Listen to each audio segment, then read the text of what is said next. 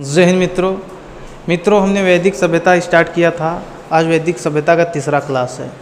आज हम तीसरे क्लास में पढ़ेंगे उपनिषद, ऋग्वेद, सामवेद, अथर्ववेद, यजुर्वेद, ये सब पूरा वेद क्या करेंगे आज हम खत्म कर देंगे। तो ध्यान दीजिएगा मित्र, आज हम देखेंगे उपनिषद। उपनिषद का मतलब होता है गुरु के समीप बैठकर ज्ञान प्रकट करना। अभी मत कहा कि गुरु के खोपड़वा पर चढ़ के राजा हाथ से गुरु ज्ञान दा, गुरु ज्ञान दा, गुरु ज्ञान दा, नहीं। गुरु के समीप पहले की देखिए शिक्षा दीक्षा कैसे हुआ करता था।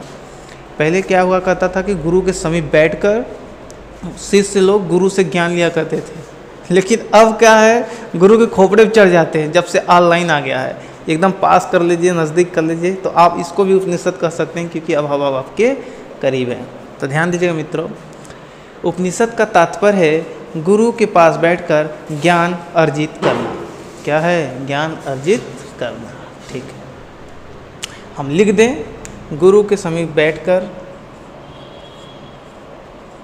गुरु के समीप बैठकर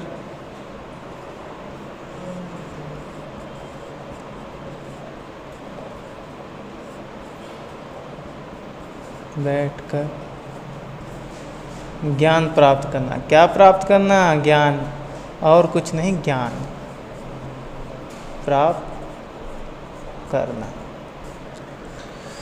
देखिए, उपनिषद की कुल संख्या 108 है। उपनिषद की कुल संख्या कितनी है? 108। एग्जाम में पूछा था एक बार कि उपनिषदों की कुल संख्या कितनी है, तो हम लोग कितने मारेंगे? 108। कुल उपनिषद, कुल उपनिषद 108 है। इसमें भी देखिए कई टिटिम्मा है। उस टिटिम्मा को हम आराम से एकदम समझेंगे, उसको दूर करेंगे। टिटिम्मा कहने का तात्पर्य है इसको 3 भागों में बांटा गया है। कितने भागों में मित्र? 3 भागों में। पहले हम कहेंगे उपनिषद। उपनिषद की संख्या 108, 108 को 3 भागों में बांटा गया है। पहला देखिए कि इसमें 4 आते हैं, और इसमें आपका आता है 2 आता है, और इसमें आता है 102। 2 2 4 4 4 8। देखिएगा, एक पहला ये जो 4 है एक गद्य में है। किसमें है? गद्य में। एक गद्य और पद्य दोनों में है। एक पद्य लिख दिया हमने, गद्य है। एक गद्य और पद्य दोनों में क्या है? गद्य दोनों में, दोनों में। और बाकी बचा इसमें चला जाएगा, जो है आपका पद्य, गद्य पद्य, इसमें 102 है। ठीक है, ध्यान दीजिएगा, इसमें भी कई कैटेगरी, वो जो 4 होता है इसमें भी हम आपको बताएंगे। इसमें 2 भी होता है, एक केन होता है, एक अरण्य होता है, वो भी हम बता देंगे।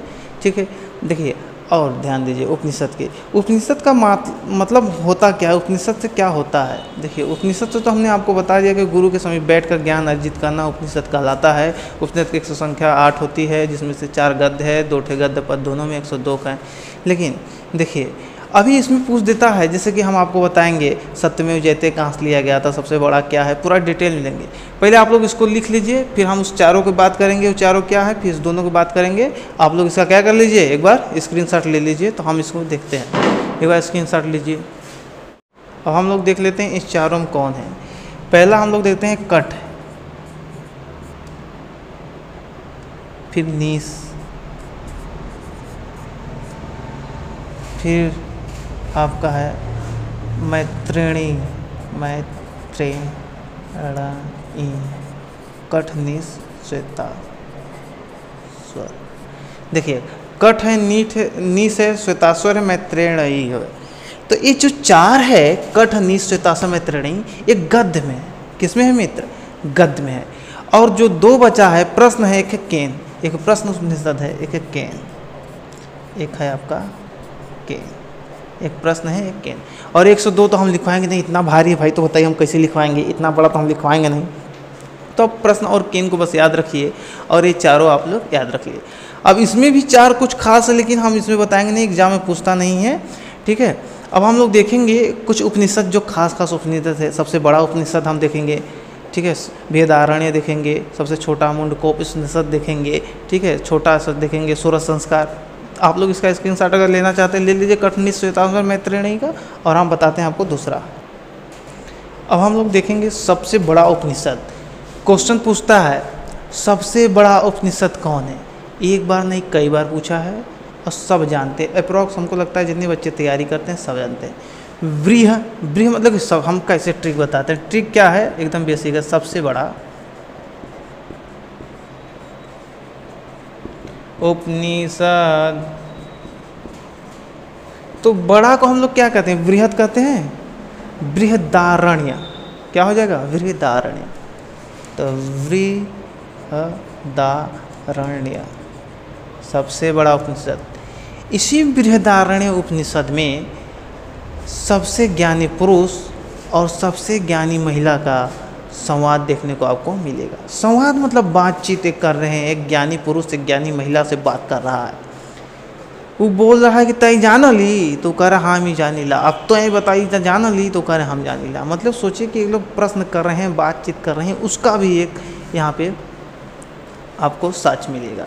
सबसे सोचिए कि अगर कोई दो महान व्यक्ति हैं, अगर आपस में बातचीत कर रहे हैं तो कैसे करेंगे। वाल्य एक ज्ञानी था, जो है ज्ञानी था, और गार्गी एक महिला थी। क्या थी, गार्गी एक महिला थी। यज्ञवाल्य जो था सबसे ज्ञानी पुरुष था। वाल्य या वल्य कहिए, एंड गार्गी ये पुरुष था। क्या था, पुरुष, ये थी महिला। सबसे दुनिया का सबसे ज्ञानी पुरुष। सोचिए कि दुनिया का सबसे ज्ञानी पुरुष आपके बीच है और आपसे बात कर रहा है, और आपके सोचिए दुनिया का सबसे ज्ञानी महिला है आपसे बात करें तो आप कैसा समझेंगे। सोचिए दुनिया का सबसे ज्ञानी पुरुष क्या है, दुनिया का सबसे ज्ञानी पुरुष, दुनिया का याग लिख लीजिए, दुनिया का सबसे ज्ञानी पुरुष ये है दुनिया की सबसे ज्ञानी महिला। खूब अच्छा सोचिए, जब दूठे चालाक आदमी बात करेंगे तो कितना मज़ा आएगा। उनकी बातों को भी इसमें लिखा गया है, कितनी बड़ी बात हो सकती है। दुनिया के सबसे कहा जाता है, दुनिया के सबसे ज्ञानी महिला, ज्ञानी पुरुष ज्ञानी महिला, इन दोनों की बातचीत को भी इसमें क्या किया गया है, ऐड किया गया है इसका कैप का।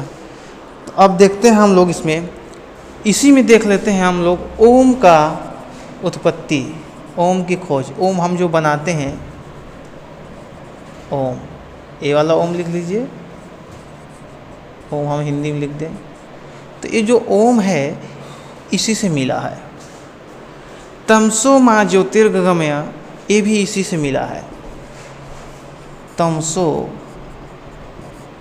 माँ ज्योतिर्ग लिख लीजिए या ज्योतिर्ग लिख दीजिए, कोई दिक्कत नहीं है। ये वाला याद रखिए, ये पूछता है तमसो माँ ज्योतिर्गमय किससे लिया गया है, तो बृहदारण्य उपनिषद के बृहदारण्य से। सबसे बड़ा उपनिषद बृहदारण्य। ओम कहाँ से लिया गया है, बृहदारण्य से। ज्ञानी पुरुष याज्ञवल्क्य का इसी में, गार्गी का संवाद इसी में, ठीक है। तमसो माँ ज्योतिर्गमय या ज्योतिर्गम लिखिए, ज्योतिर्गमय लिख दीजिए, गलती हो गया, हाँ गमय, ठीक है। ये आप लोग क्या कर लीजिएगा, एक बार इसका स्क्रीनशॉट लीजिए। फिर हम देखते हैं सबसे छोटा उपनिषद मुंडकोप उपनिषद। अब हम लोग देखते हैं सबसे छोटा उपनिषद, तो मांडव्योकोप उपनिषद सबसे छोटा है। सबसे छोटा उपनिषद कौन है, मांडव्योकोप। मांडव्योकोप उपनिषद से सत्यमेव जयते लिया गया है। सत्यमेव जयते कहाँ लिया गया, एक तो एग्जाम में हमको लगता है कई बार पूछ चुका है, एग्जाम में सबसे ज़्यादा पूछने जाने वाला क्वेश्चन भी कह सकते हैं कि बोल भटक के अब बंद कर दिया है, क्योंकि सब लड़के बच्चे सब जान गए हैं। तो सबसे छोटा उपनिषद, सबसे छोटा, सबसे छोटा मांडव्योकोपनिषद,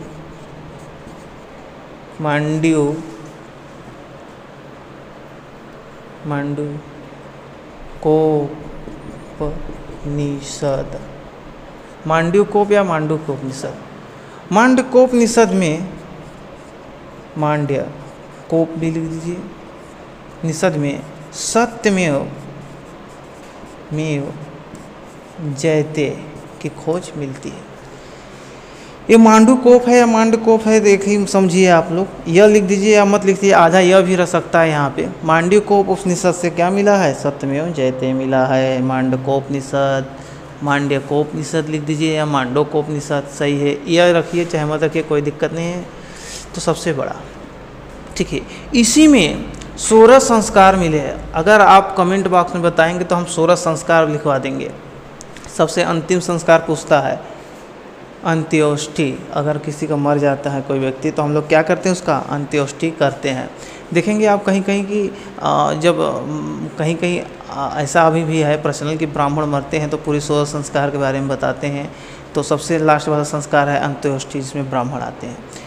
पहला होता है गर्भधान से होता है, ऐसे स्टार्ट करते करते करते लास्ट में क्या होता है? 16वां संस्कार। कठोपनिषद भी इसी से लिया गया है।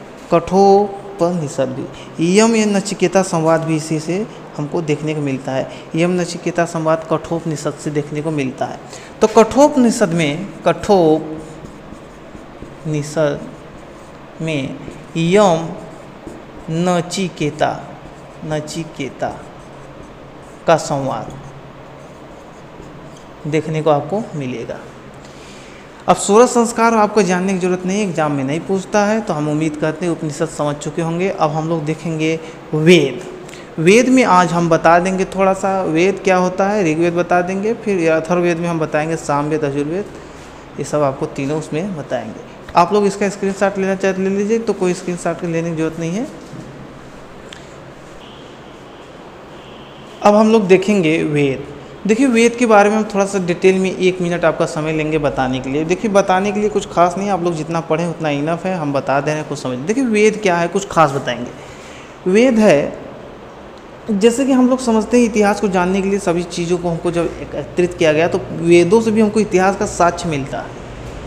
वेद से ठोस साक्ष्य मिलता है, इसलिए वेद को भी हम लोग पढ़ते हैं और वेद को इतिहास के श्रेणी में रखा जाता है। वेद से हम बताएंगे आपको कि वेद की रचना किसी ने नहीं की। देखिए रचना किसी ने नहीं की। वेद जो है अपुरुषेय है। वेद क्या है? अपुरुषेय। वेद की किसी ने रचना नहीं की। सब कहते हैं वेद की रचना महर्षि वेद व्यास ने की, नहीं, रचना नहीं की। देखिए पहले तो ये अपुरुषेय है, पौरुषेय है, सय है। इसकी किसी ने रचना नहीं की। इसका संकलन करता होते हैं। देखिए जैसे हम आपको बता रहे हैं, संकलन करता मतलब कि जैसे थोड़ा सा चुन्ना मांग लेला उनसे, थोड़ा सा सुरती मांग लिए। अब मांग तो लिए हम ये सुरती वाले चुन्ना मांग लिए और रजा को रगड़ दिया तो कहे कि ये रजा सुरती दिखाई बनेगा नहीं। मांगे चुनना आप उससे मांगे तो आप सुरती नहीं बनाए, आप कोई कंपनी नहीं खोलते, आप बस उसको थोड़ा सा मसल के थोड़ा सा ये आपकी। तो हम लोग देखेंगे तो अपौरुषेय है, तो लेकिन इसकी संकलन करता कौन है? संकलन करता महर्षि क्या कहेंगे? महर्षि द्वैपायन वेद व्यास। देखिए वेद से वेद व्यास रखेंगे।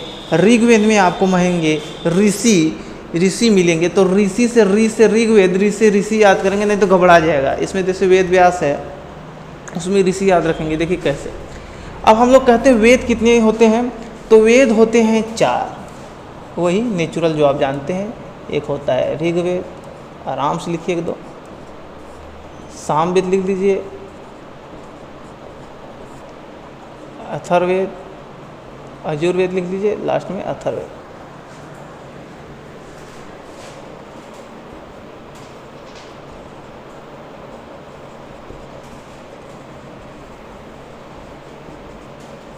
आप लिख लीजिए, ठीक है।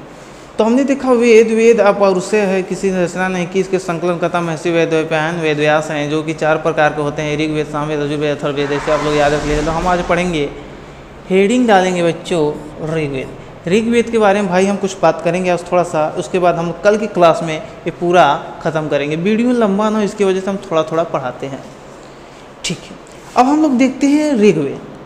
अब हम लोग ऋग्वेद में हम लोग देखेंगे क्या क्या खास जो एग्जाम से आता है, हम वहाँ से निचोड़ के लिए आएंगे। देखिए सबसे पहले तो पूछ देता है कि ऋग्वेद में कुल कितने मंडल हैं।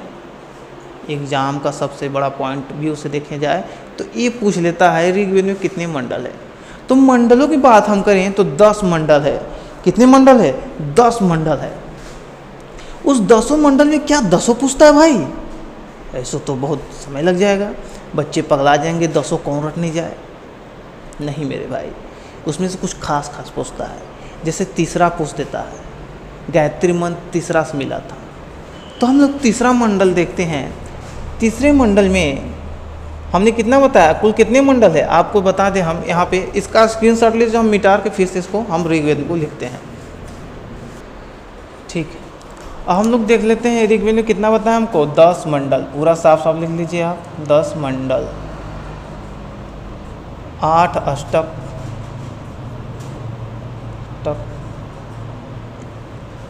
8 अष्टक हो गया।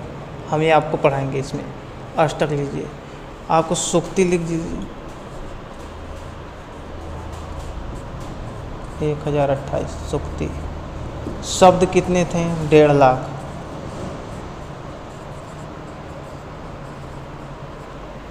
इसको पढ़ने वाले को कहते थे होत्री। होत्री जैसे हम क्या कहते हैं, जैसे अमीर का कहते हैं ओत्री आइला, तो होत्री। ऋग्वेद को पढ़ने वाले क्या कहते हैं? होत्री। ये मत समझिए कि कोई गाली दे रहा है, कोई अनावश्यक शब्द नहीं है, कोई गंदा शब्द नहीं है, इसको होत्री ही कहते थे। आज को जैसे हम लोग कहेंगे कोई पंडित पढ़ता है तो हम लोग कहते हैं इसको पंडित है। कहा है? पंडित है। तो उस समय जब ऋग्वेद कोई पढ़ रहा होगा तो उसको तो हम तो कुछ जरूर कहेंगे। ये तो नहीं कहेंगे ए ऋग्वेद पढ़ा वाले आओ हमारे घर ऋग्वेद पढ़ागे, नहीं। हम लोग कहेंगे होत्री साहब आइए आज ऋग्वेद मंत्र का उच्चारण करिए। तो इसमें कुछ मंत्र रहा होगा, कुछ भी रहा होगा। 10 मंडल है, 8 अष्टक है, शब्द है, इतना कुछ टिटिम्मा है, तो कुछ तो रहा होगा। तो पढ़ने वालों को क्या कहते थे? होत्री। क्या कहते थे? होत्री। अब हम बात करेंगे मंडल की। मंडल में हम लोग क्या, हम आपको समझाए हैं कि क्या हम पूरा स्टेप बाय स्टेप पढ़ेंगे, तब तो बिहान हो जाएगा। हम लोग तीसरा मंडल एग्जाम में पूछता है तो हम लोग तीसरा मंडल पूछेंगे। तीसरा मंडल है सूर्य देवता को समर्पित। थर्ड मंडल किसको समर्पित है? सूर्य देवता को समर्पित। अब देखिए, अब पॉइंट आता है कि ऋग्वेद का तीसरा मंडल किसने लिखा था। पॉइंट जैसे हम आपको बताएं कि ऋग्वेद का है महर्षि वेद व्यास थे, ठीक है। अब इसमें हम बताएं कि ऋग्वेद ऋषि आ रहा है तो ऋषि विश्वामित्र। देखिए ऋ आ रहा है, कैसे याद करेंगे? इसके रचयिता, तीसरा के रचयिता कौन है? ऋषि विश्वामित्र। अब आपको समझ में आया होगा। देखिए हम एक बार आपका डाउट्स जो भी कन्फ्यूजन है एक बार आपको दूर कर लें। देखिए ध्यान दीजिएगा, वेद को किसी ने लिखा नहीं, उसको संकलन किया गया। महर्षि द्वैपायन वेदव्यास ने संकलित किया। अब देखिए संकलित करके एक दिन गोलिया दिए। गोलियाने के बाद देखें कि उसमें तो कोई ना कोई लिखा होगा तब न गोलियाएं। अब देखो तीसरा मंडल को ऋषि विश्वामित्र ने लिखा। तीसरा मंडल जब ऋषि विश्वामित्र ने लिखा तो उन्होंने क्या किया, वेदव्यास ने उठा के अपने मंडल बाई मंडल सब में कलेक्ट कर दिया। और इसमें देखा गया कि सूर्य देवता की उपासना किया गया है। मंत्र के बारे में बताया गया है। गायत्री मंत्र है, इसी में गायत्री मंत्र है। इसी में क्या है? गायत्री मंत्र है, गायत्री मंत्र है। तो कहें हाँ ये ठीक है। उसके बाद हम लोग देखेंगे चौथा में आपको मिलेगा कृषि। क्या मिलेगा? कृषि। चौथा मंडल में आपको क्या मिलेगा? अगर आप लोग स्क्रीनशॉट लेना चाहते हैं ले लीजिए, हम मिटा रहेंगे। चौथा में क्या है? कृषि। अब हम लोग चौथा देखते हैं। हम आपको बताएं चौथा में क्या है? कृषि है। चौथा मंडल में कृषि की बात किया गया है। कृषि से संबंधित है। किससे संबंधित मित्र? कृषि। अब हम लोग देखते हैं, ये आप लोग ऐसे लिख लीजिए चाहे। हम लोग सातवें मंडल में आपको देखेंगे 10 राजयुद्ध। 10 राजयुद्ध मतलब कि राजा जो सुदास थे वो जो जीते थे उस युद्ध के बारे में बताया गया है। तो 10 राजयुद्ध 7वां मंडल। दशराज युद्ध, इसमें जो है राजा सुदास जीते थे, राजा सुदास, ठीक है। इसके रचयिता थे ऋषि वशिष्ठ। कौन थे? वशिष्ठ, ठीक है। इसके रचयिता कौन थे? ऋषि वशिष्ठ। 8वां मंडल आपका लिखित है। क्या है? लिखित है, जो हस्तलिखित है उसके बारे में बताया गया है। 8वां मंडल हस्तलिखित, 8वां लिख दें साफ साफ, हस्तलिखित ऋचाओं के बारे में बताया गया है। ऋचाओं के बारे में बताया गया है। अगर इसका स्क्रीनशॉट लेना चाहते तो आप स्क्रीनशॉट ले लीजिए, 2 और बता देंगे और ख़त्म हो जाए, ठीक है। अब हम लोग देख लेते हैं 9वां मंडल। 9वें मंडल में आपको देखिए कुछ खास नहीं, 9वां उतना पूछता नहीं है, आपको बस जान लीजिए सोम देवता के बारे में बात किया गया, इसलिए हम लोग रख लेते हैं 9वां मंडल। 9वां मंडल में सोम देवता देखिए इम्पॉर्टेंट तो 10वां मंडल है। 10वां मंडल क्या है? मंडल जिसमें पुरुष सूत्र बताया गया है। क्या बताया गया मित्र? पुरुष सूत्र। इसमें जाति व्यवस्था बताया गया है, कर्म के हिसाब से, ब्रह्मा के मुख से, ये सब पूरा सिस्टम बताया गया है, जिसे हम लोग धर्म सूत्र भी कहते हैं। देखिए इतना ही इम्पोर्टेंट है ऋग्वेद के लिए, अगर हम लोग देखा जाए तो एग्जाम की दृष्टि से, और कुछ खास नहीं है। लेकिन अब हम लोग पढ़ेंगे कल उत्तर वैदिक काल में सामवेद, अथर्ववेद, यजुर्वेद, ये सब पढ़ेंगे। सामवेद को गाने वाला गीत क्यों कहा जाता है, कैसे कैसे सब कुछ पढ़ेंगे। उम्मीद करते हैं कि आपको देखो हमारे कितना आराम से पढ़ाए हैं, आपको समझ में आया होगा। अगर मेरे मित्र आपको समझ में आया तो मेरे चैनल को ज़्यादा से ज़्यादा शेयर करें, सब्सक्राइब करें और हमारे उत्साह को बढ़ाने की कोशिश करें। तब तक के लिए धन्यवाद, कल मिलते हैं।